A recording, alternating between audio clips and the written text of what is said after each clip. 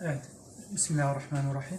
Selamünaleyküm kıymetli kardeşlerimiz. Mardin Umut Kervanı olarak sahadaki çalışmalarımıza bir yenisini inşallah bugün itibariyle ekleyeceğiz.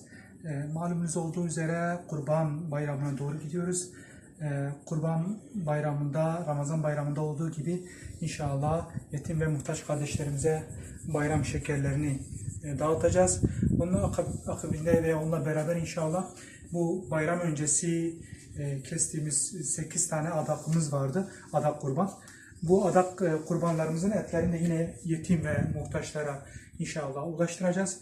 Rabbim izin verirse bu bayram öncesi onlarca aileye Yeşilli, Ortaköy ve Artuklu merkezde olmak üzere bayram şekeri paketi ve kırmızı et paketlerini, adak kurban etlerini, hayırseverlerin bu emanetlerini inşallah biz yetim ve muhtaç kardeşlerimize ulaştıracağız. Rabbim şimdiden kardeşlerimizin yapmış olduğu bu hayırlarını kabul etsin inşallah. İzzet-i dergahında cennet mukabilinde kabul eylesin inşallah. Son olarak şunu da belirtmek istiyoruz ki Kurban Bayramı'na doğru gittiğimiz bu günlerde Kurban Bayramı'nda da vekalet usulüyle kurbanlarımızı keseceğiz. Bayram öncesi kırmızı et paketi veremediğimiz kardeşlerimize yine bayramda kurban etlerini vermek istiyoruz. Bir daha size çağrıda bulunmak istiyoruz. Gelin bizim aracılığımızla kurbanlarınızı kesiniz ve biz sizin kurbanlarınızın etlerini yetim ve muhtaç kardeşlerinize ulaştıralım.